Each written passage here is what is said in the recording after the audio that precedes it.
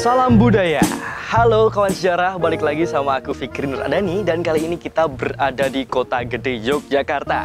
Dari namanya saja sudah kelihatan, Kota Gede atau Kuta Gede yang berarti adalah kota yang besar.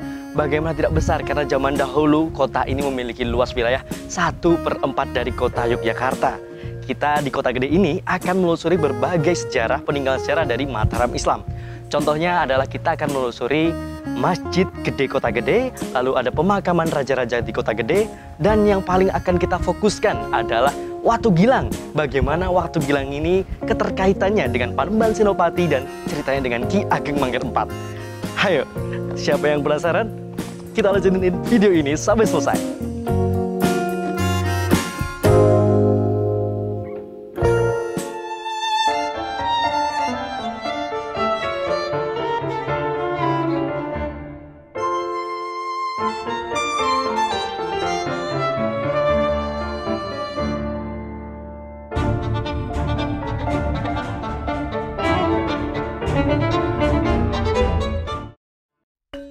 Peneliti sejarah mengatakan ketiadaan peninggalan berupa bangunan dari kerajaan Mataram Islam.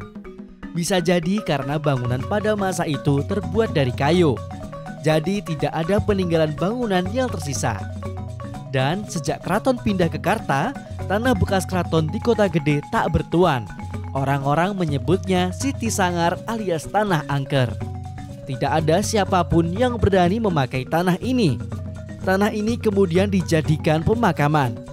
Sebenarnya masih ada sisa-sisa peninggalan dari kerajaan Mataram Islam, antara lain Masjid Gede Kota Gede, Situs Watu Gilang, Situs Watu Gateng, dan Situs Watu Gentong. Dan beberapa bangunan lainnya yang saat ini sudah terdaftar sebagai situs cagar budaya.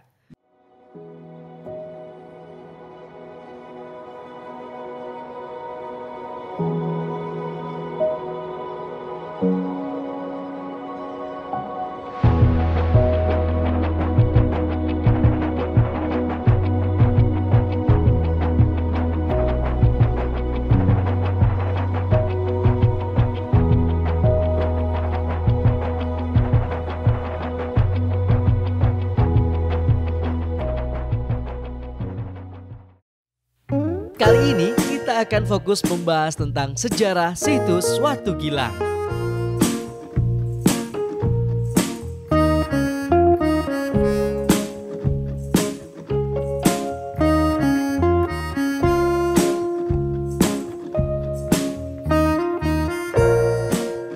Watu Gilang. Watu Gilang ini adalah batu hitam, dan pada permukaan Watu Gilang terdapat ukiran berupa tulisan yang ditulis dalam beberapa bahasa, antara lain bahasa Latin, bahasa Perancis, bahasa Belanda, dan bahasa Italia. Nah, menurut peneliti sejarah, kalimat-kalimat itu bermakna, demikianlah perubahan dunia. Ditulis dengan bentuk melingkar, dan pada bagian tengahnya ada tulisan Latin, Ad aeternam sortis infaces, yang artinya untuk memperingati nasib yang kurang baik. Dan juga terdapat gambar segitiga-segitiga yang berjejeran seperti mata gergaji. Nah, diperkirakan zaman dahulu batu ini adalah sebagai tempat duduk atau singgasana Raja Danang Sutawijaya atau lebih dikenal dengan Panembahan Senopati. Nah, cerita tentang Watu Gilang ini sangat erat dengan Ki Ageng Mangir IV atau sering disebut Bagus Wonoboyo, yang dianggap menantu sekaligus musuh. Nah, bagaimana ceritanya? Simak video ini baik-baik.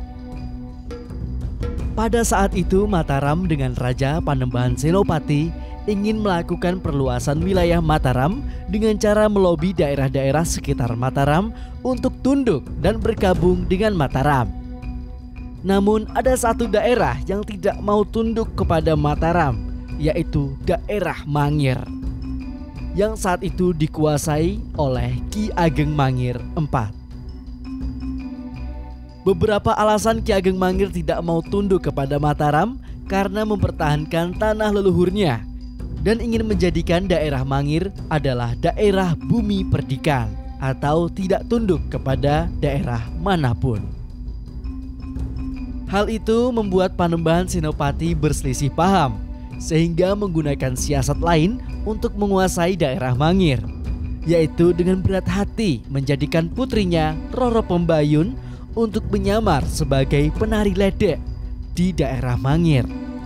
Namun sebelum menjalankan misinya, Roro Pembayun dibekali susuk konde Nyi Ageng Giring oleh Ki Ageng Pemanahan agar tidak diketahui oleh Ki Ageng Mangir siapa dia sebenarnya. Nah, jika Ki Ageng Mangir tahu Roro Pembayun itu siapa, maka Ki Ageng Mangir tak segan-segan untuk membunuhnya.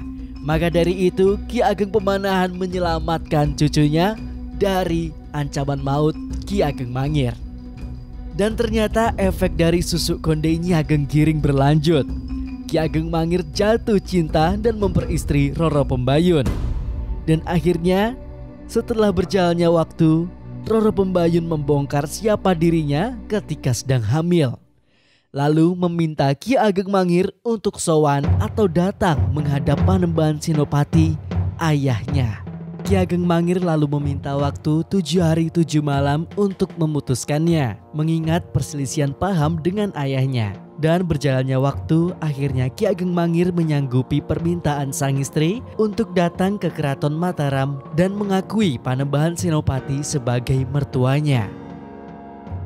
Banyak versi cerita tersebar di masyarakat bahwa ketika Ki Ageng Mangir sungkem kepada Panembahan Senopati, Ki Ageng Mangir Wonoboyo dibunuh dengan cara dibenturkan kepalanya dengan keras ke Watu Gilang singgasana Panembahan Senopati, sehingga kepalanya pecah dan sehingga membentuk cekungan di satu sisinya, lalu dikubur di bawah pagar dan sebagian tubuhnya berada di dalam pagar dan sebagian lainnya berada di luar pagar sebagai tanda bahwa Ki Ageng Mangir IV adalah menantu sekaligus musuh. Versi lain mengatakan bahwa Panembahan Senopati telah legowo atau ikhlas anaknya diperistri oleh Ki Ageng Mangir Wonoboyo, tapi dengan syarat harus keluar dari Mataram dan bertempat tinggal di Pati sampai akhir hayatnya, dan tidak diperbolehkan lagi kembali atau menginjak tanah Mataram sekalipun Panembahan Senopati meninggal dunia. Hal itu disetujui oleh Ki Ageng Mangir, namun kali ini Ki Ageng Mangir meminta syarat untuk dibuatkan simbol sebagai dirinya diterima untuk menjadi menantu. Jadi dibuatkanlah simbol makam di bawah pagar. Hingga saat ini kita bisa saksikan data dari makam raja di Kota Gede nomor 81 terdapat dan tertulis nama Ki Ageng Mangir Wonoboyo. Nah, untuk informasi tambahan buat teman-teman semuanya, bahwa di situs Watu Gilang ini juga terdapat situs Watu Gateng dan Watu Gendong. Watu Gateng ini adalah dulunya permainan dari anak Panembahan Senopati yaitu Raden Ronggo, namun bentuknya seperti bola meriam. Dan di dekat Watu Gateng terdapat situs Watu Gendong.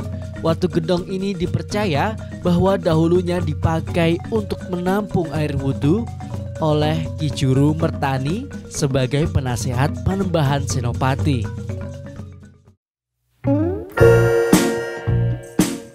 Tentunya jalan-jalan ke Kota Gede, daerah istimewa Yogyakarta tak ada salahnya dan tak ada ruginya.